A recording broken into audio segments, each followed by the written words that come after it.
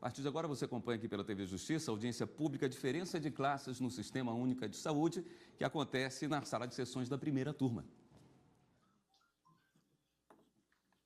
Boa tarde a todos. Declaro aberta esta audiência pública.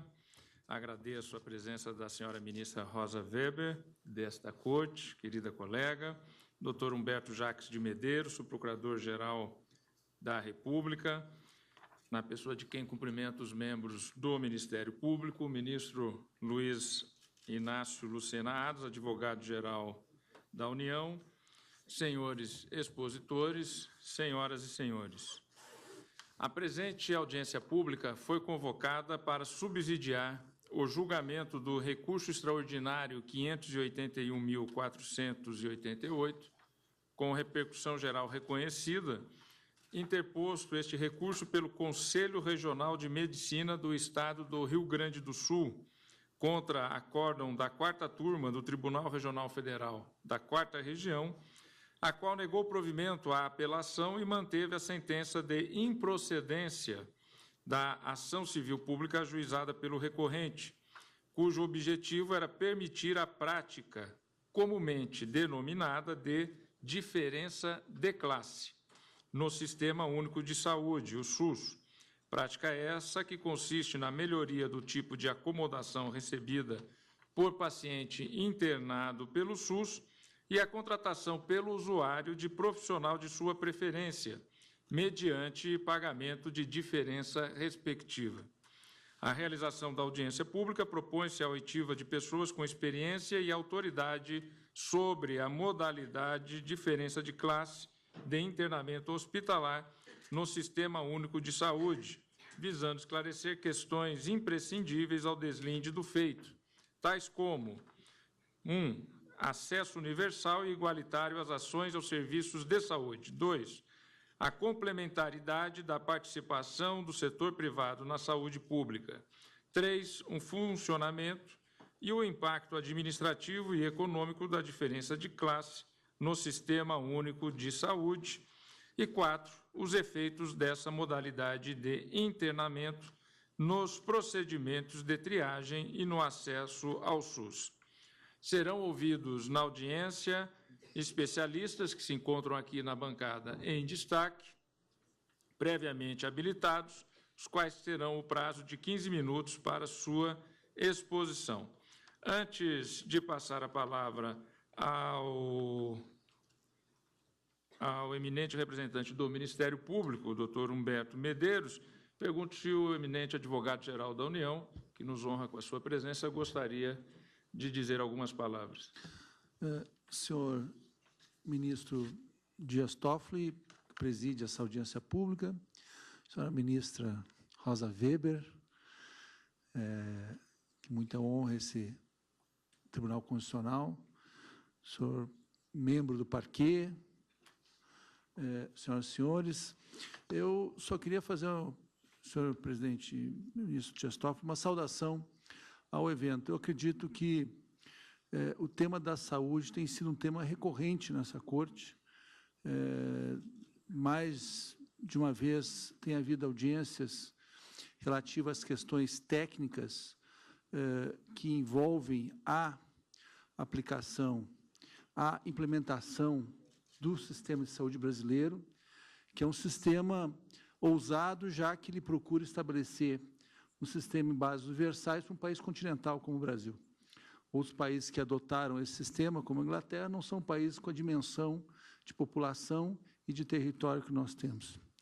E, de fato, esta iniciativa da Corte de implementar o que está previsto na nossa legislação, e que nada mais faz do que afirmar essa modernidade das cortes constitucionais do mundo, de ouvir a sociedade, não só os advogados, mostra o quanto isso representa em termos de qualidade. Eu acredito que aqui, nesse evento, com a presença não só dos técnicos, dos profissionais médicos, dos representantes do Estado, o ministro Quioro deve ir mais tarde, serão capazes de trazer à luz essa questão que é, de fato, muito relevante. Nós, na União da Advocacia, temos defendido a preservação do modelo de saúde pública que foi e está instalada na nossa legislação como matriz também de afirmação de uma igualdade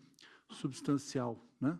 Que é, em última análise, a defesa até daquele mínimo existencial de que não se fala e tão difícil de definir e concretizar, né, pela complexidade. Mas, em suma, acredito que o tema será muito significativo e eu deixo aqui daí a minha registro como advogado-geral da importância dessa audiência pública para o deslinde desse tema. Agradeço as palavras do doutor Luiz Inácio Adams e, desde logo, também comunico que os integrantes da mesa têm também outros compromissos, mas, desde já, então, fiquem à vontade para o momento que necessitarem se retirar, ficando novamente aqui meus agradecimentos, ministra Rosa, ministro Adams, pela presença de vossas excelências. Então, abertos os trabalhos, convido para a primeira exposição o doutor Humberto Medeiros, subprocurador-geral da República. Vossa Excelência tem a palavra. Muito obrigado, senhor presidente. Muito boa tarde a todos. Senhor presidente, senhora ministra Rosa Weber, senhor ministro advogado-geral da União, estimados conferencistas da tarde de hoje, sociedade civil aqui presente, é uma satisfação enorme ao Ministério Público participar desta sessão, desta audiência pública, desta Corte Constitucional, para um tema tão caro e tão importante. O Ministério Público Federal tem a subida honra de cumprimentar a Corte Constitucional pela sua iniciativa de auscultar todos os interessados nesta causa e, igualmente, pelo prestígio que essa audiência dá ao direito à saúde no contexto de todos os direitos constitucionais. A pronúncia do Ministério Público Federal nesta sessão está muito ligada à exaltação desta Corte a um valor, a uma das virtudes da consciência ocidental e que muito caracteriza a justiça, que é a virtude da prudência. A prudência é representada pictoricamente na arte por uma mulher que tem uma face que olha o passado, uma face de idade, uma face que olha o futuro e uma terceira face que olha o presente.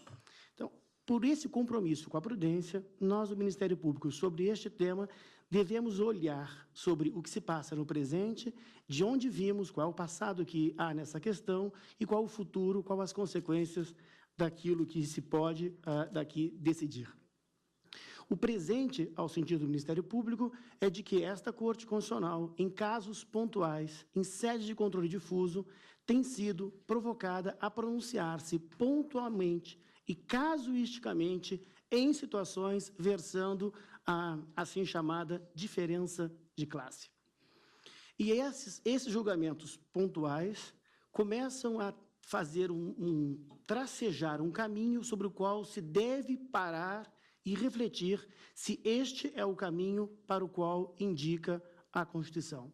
Por isso, a beleza e a nobreza do dia de hoje, essa pausa para reflexão.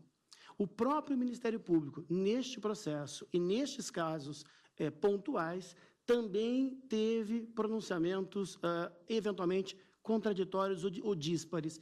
E, no dia de hoje, o nosso posicionamento é igual àquele já feito por Ministério Público Federal no recurso extraordinário 60.3855. A oscilação neste tema é comum à jurisprudência e ao Ministério Público. E, tendo auscultado todos os segmentos da sociedade civil que nos procuraram e promovida a casa nossa uma reflexão, nós hoje compartilhamos nesta audiência e com a Corte aquilo que nós imaginamos seja a importância do momento, a história a qual não nos devemos desligar e o futuro que esperamos alcançar.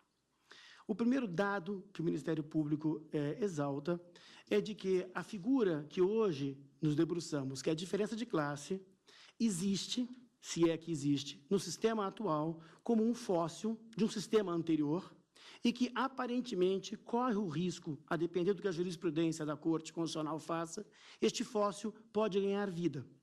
E a dúvida que nós temos é se este instituto falecido, ganhando vida, é ecologicamente adequado ao sistema de saúde que nós temos. A diferença de classe existiu no país quando nós vivíamos num sistema de saúde de bases mutualísticas. A diferença de classe era uma figura que o INAMPS, o Instituto Nacional de Assistência Médica da Previdência Social, permitia que, quando ele, que era um grande plano de saúde, comprava serviços em favor dos trabalhadores seus segurados, ele admitia, a uma certa altura, que esses segurados pudessem complementar para ter outros benefícios na assistência. Isso que existia no velho sistema mutualístico, ao ver do Ministério Público, foi banido pela Constituição Federal de 88. Aí existe uma mudança profunda que aconteceu com a criação. Nós abandonamos os sistemas de saúde mutualísticos de base securitária e ingressamos em um sistema de saúde de bases universais. O direito à saúde não é um direito de trabalhadores, mas é um direito de toda a sociedade. Não é um direito prestado por um instituto de previdência para aqueles que são os seus segurados, mas um direito oferecido pelo Estado a todos, não são todos os brasileiros, todos que se encontrem no território nacional. Porque o bem-saúde é um bem coletivo. Ou todos temos saúde, ou ninguém a tem.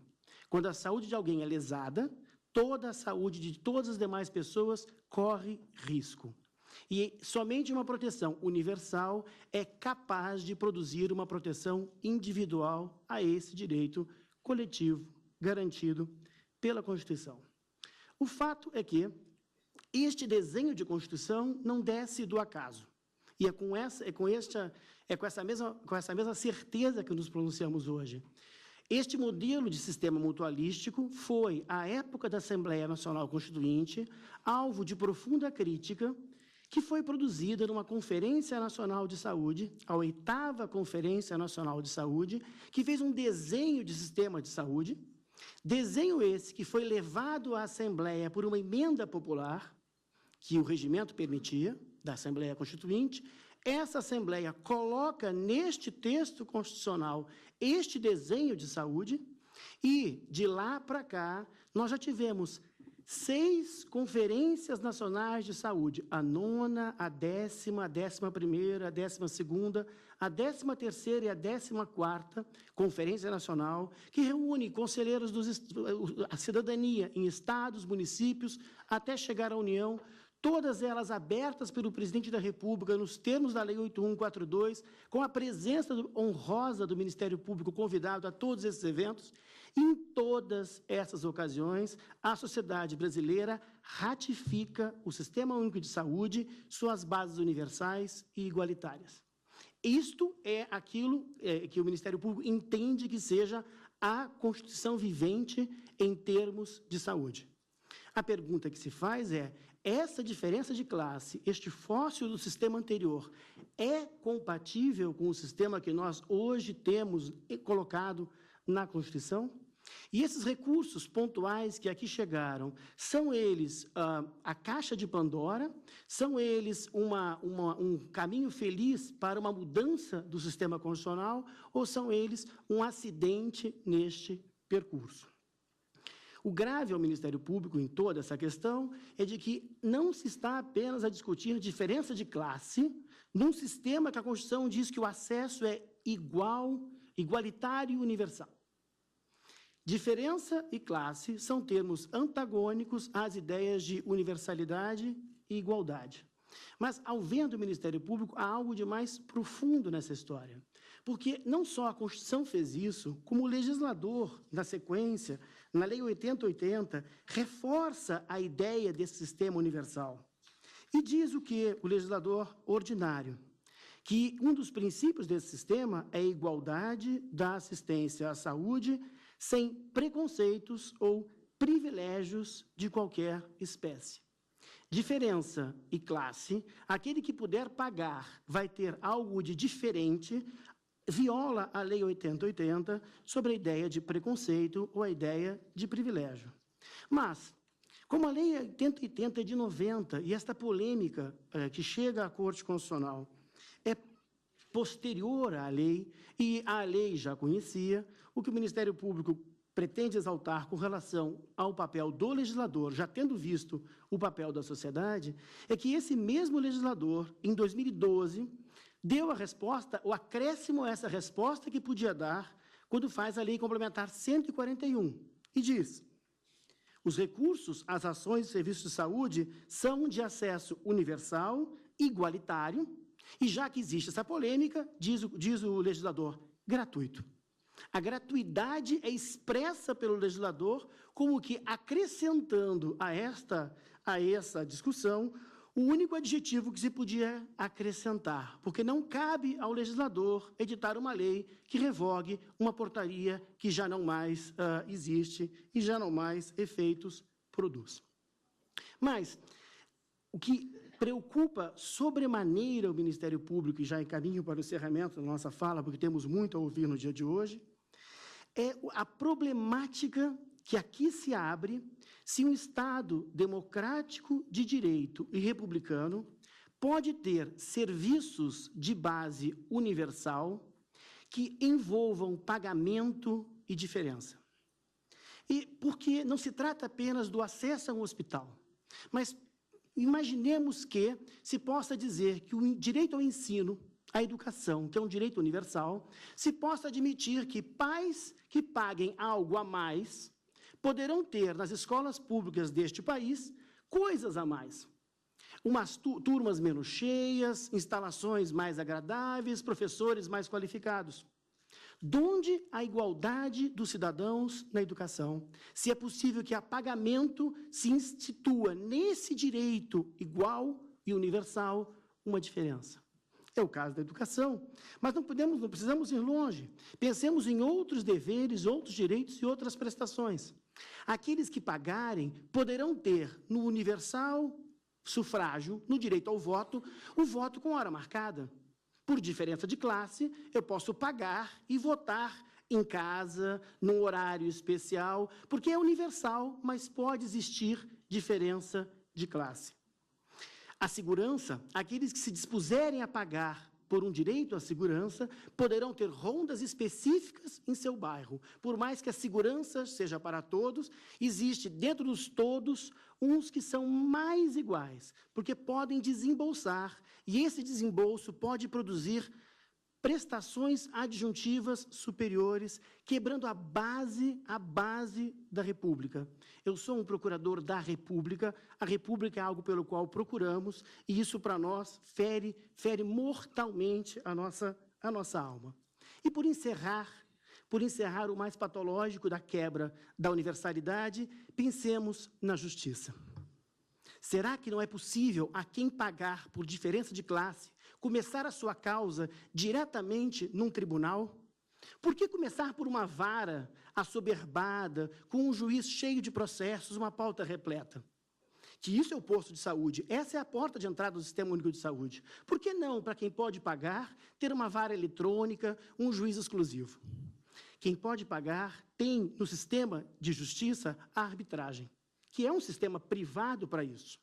Mas quando o Estado deve compor conflitos, ele compõe num sistema público, universal e igualitário, onde as posses não fazem diferença.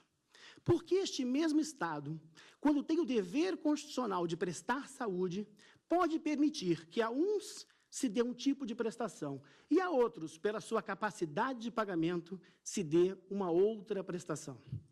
Então, como nós, da Justiça, trabalhamos em bases universais e igualitárias, o Ministério Público, porque republicano, acredita que esta Corte deve, neste momento, ter muito zelo, não apenas sobre como vai a saúde, como vão os hospitais, qual é a remuneração dos médicos, qual é o financiamento, sempre escasso em todo o mundo para a saúde.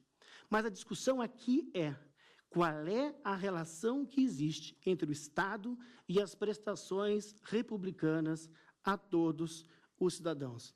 Todos são iguais perante a lei e perante a dor. A dor da falta de saúde é idêntica.